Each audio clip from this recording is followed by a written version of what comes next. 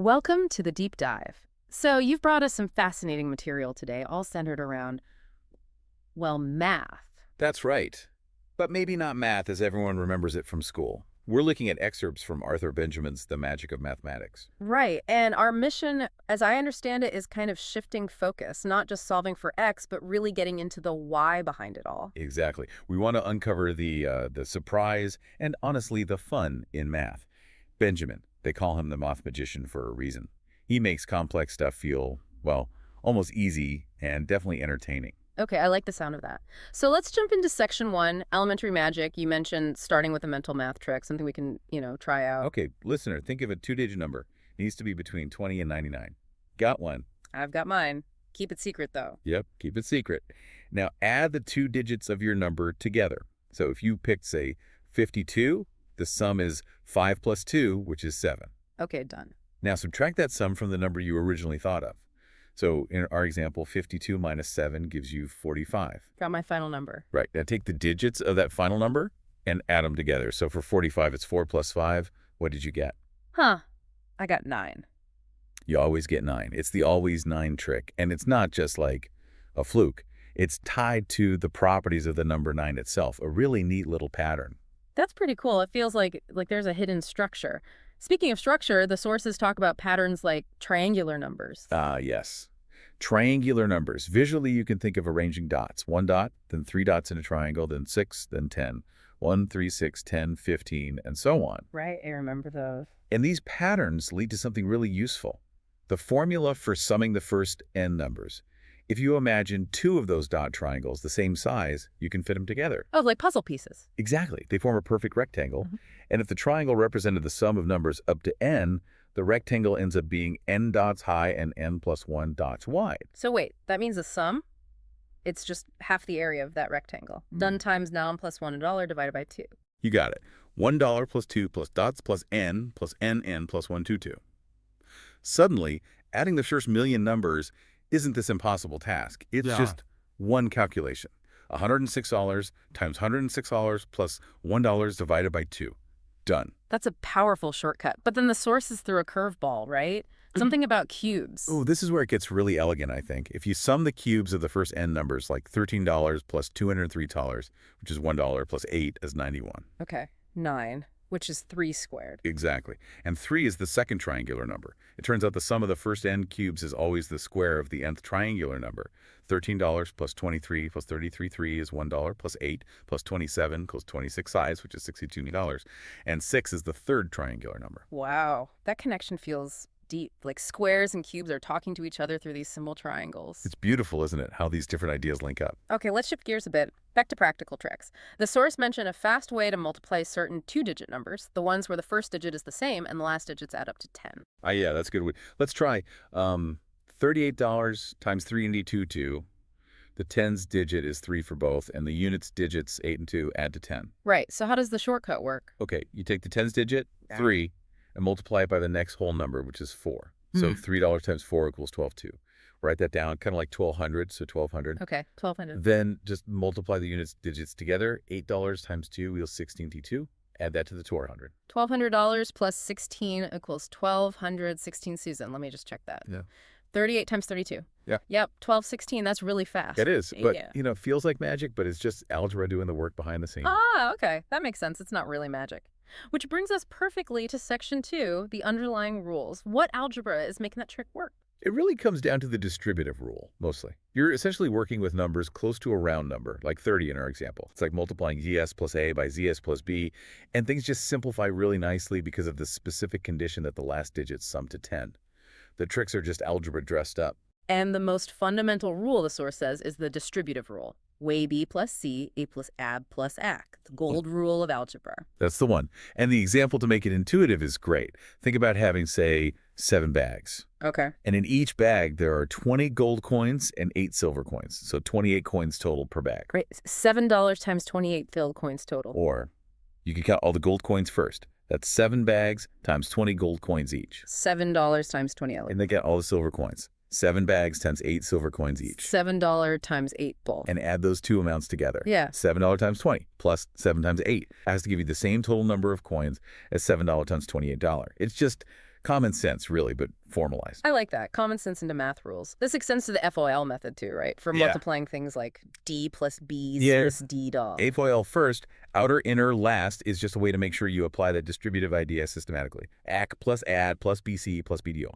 You multiply every term in the first bracket by every term in the second. And this leads to another seemingly impossible trick, the dice one. Ugh, the AFOL dice trick. Yeah, this one's fun. You roll 2 regular dice. Okay. Then you do 4 multiplications. The 2 top numbers multiplied together. The 2 bottom numbers multiplied together.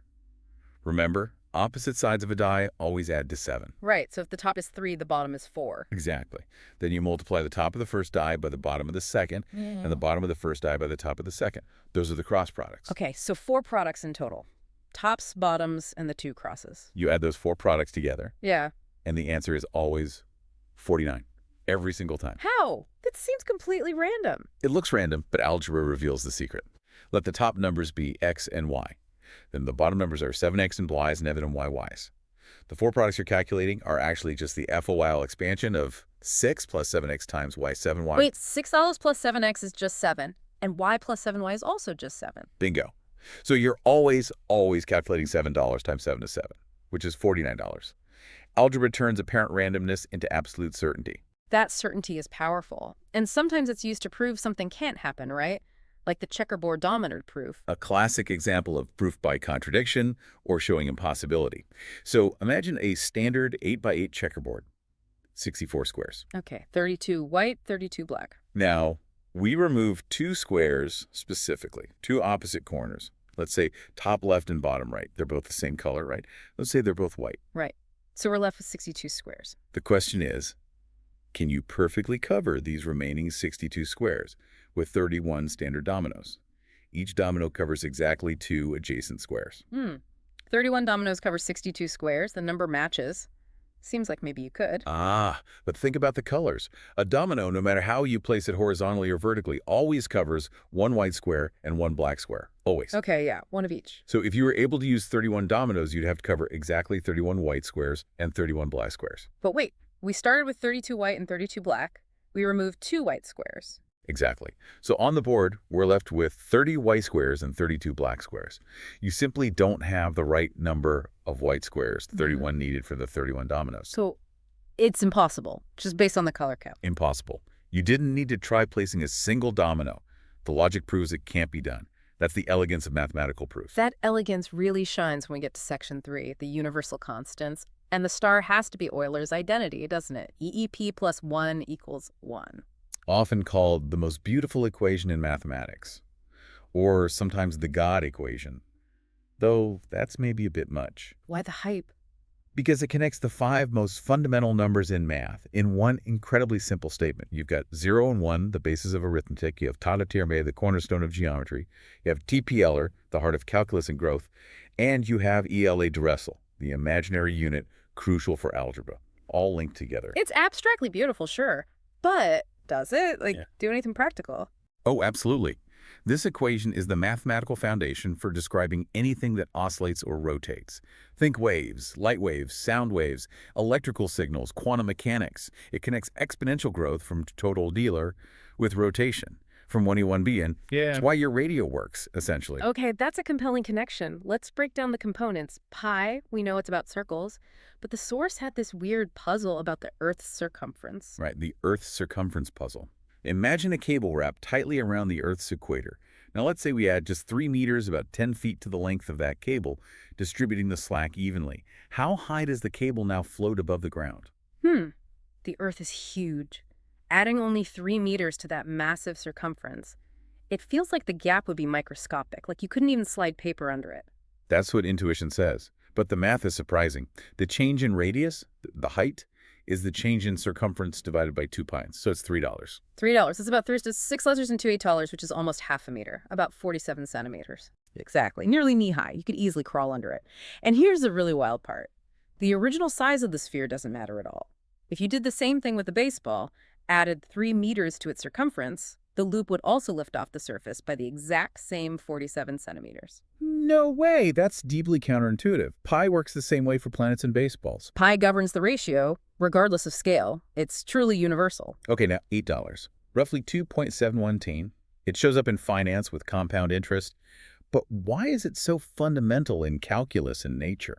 The unique thing about eachel is its relationship with change. The function has a remarkable property. Its rate of change at any point is equal to its value at that point. Its derivative is itself. So the more you have, the faster it grows in a perfectly proportional way. Precisely. That's why it models processes where growth is proportional to the current size compound interest, unrestricted population growth, radioactive decay. It's the number that describes natural continuous growth or decay. And the last member of Euler's identity, the square root of med equal 1, the imaginary number. It felt impossible for centuries. But accepting Euler was crucial. Once we allow numbers involving complex numbers, suddenly every polynomial equation has solutions. Specifically, any quadratic equation, I is tied 2x plus bx plus c equals those of dollars, is guaranteed to have two roots, which might be complex. Without a dollar, math hits dead ends. With dollar, it becomes complete in a really important way. That brings us nicely to section 4, counting the vastness. Dealing with really big numbers using combinatorics and factorials. Factorials $1 grow incredibly fast, right? Oh, unbelievably fast. $1 is $1 times 2 times 33 all the way up to Lincoln. The source points out that $100 is a number with 158 digits. It's around $9.33 times 1055. And how big is that really? Well, compared to the estimated number of atoms in the observable universe, that's thought to be around 10 cents. So $100 is vastly, vastly larger than the number of atoms in everything we can see. That's just staggering. The scale is hard to comprehend. Like the deck of cards example? The shuffle deck, yes. $52 is the number of ways to arrange a standard 52-card deck. That number is so enormous. It's roughly $8 times 10 cents. So huge that... So huge that if every single person on Earth, all 8 billion of us, shuffled a deck of cards completely randomly every single minute, day and night, and kept doing that for 1 million years. Yeah. It's overwhelmingly likely that no two shuffles in that entire process across all people and all time would ever be identical. Every properly shuffled deck is almost certainly in a sequence that has never existed before and will never exist again. That's, yeah, mind-bending is the word, just from 52 cards. And this kind of counting is the basis of combinations and probability. Using factorials, we can figure out odds, like how many possible 5-card poker hands are there? How many? It's 50 to choose 5, written as minus 5. The calculation uses factorials, and it comes out to 2,598,960 possible hands. Almost 2.6 million hands. And the lottery odds get even crazier, right? The California Lotto example. Right. There you choose 5 numbers from 47 and a separate Meggy number from 27. So you multiply the combinations. Bino 5 times 27. Which comes out to? Odds of about 41.4 million to 1. It puts winning the lottery in perspective, doesn't it? Definitely makes it seem less likely.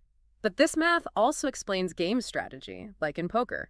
Why some hands beat others. Exactly. It's all about rarity. A straight 5 cards in sequence happens roughly once every 250 hands. Pretty frequent, relatively speaking. Okay. But a full house, 3 of one rank, 2 of another, that only happens about once every 700 hands, it's significantly rarer. So rarer means stronger. The math justifies the ranking. Precisely. The probability dictates the power. Okay. We've gone from simple number tricks to impossible proofs, universal constants, and the sheer scale of counting possibilities. It really shows the breadth of this magic. What's the final thought you want to leave us mulling over? Well, I have to touch on infinity, where math often gets its weirdest and most wonderful results. Think about a simple infinite sum we learned. $1 plus 12 plus 14 plus 18 plus dots and so on. Right, the geometric series. It keeps getting closer and closer to 2. And it sums exactly to 2. An infinite number of additions gives a perfectly finite, neat answer. That feels right. Logical, yeah. Okay, now, what about the sum of all the positive whole numbers? $1 plus 2 plus 3 plus 4 plus 5 plus dots forever. That just has to go to infinity, doesn't it? It keeps getting bigger and bigger. Intuitively, yes. Yeah. It seems obvious, but here's the kicker, and it's a really deep point from advanced mathematics and even physics, like string theory, using certain consistent mathematical techniques for handling infinite sums called regularization or analytic continuation. Okay. This sum, $1 plus 2 plus 3 plus 4 plus dots, can actually be assigned a finite value. A finite value. For an infinitely growing sum, what value? Get ready for it, minus 1/12. When Evan twiddled 12 of 2. What? Negative. A fraction. How is that even possible? It's possible because when you deal with infinity, the normal rules of arithmetic sometimes need careful redefinition to maintain consistency across different areas of math. It sounds completely paradoxical to our everyday intuition, but within those advanced frameworks, 112 to 2 is the consistent answer. So even infinity can be tamed in a way, but the results are unexpected, to say the least. Exactly. It just shows there's always another layer, another surprise, another why waiting to be discovered in mathematics. The magic never really stops. That's a fantastic place to end. It encourages all of us listening to keep looking for that why, because even the most seemingly straightforward parts of math might hold unbelievable depths. Thanks for this dive into the magic.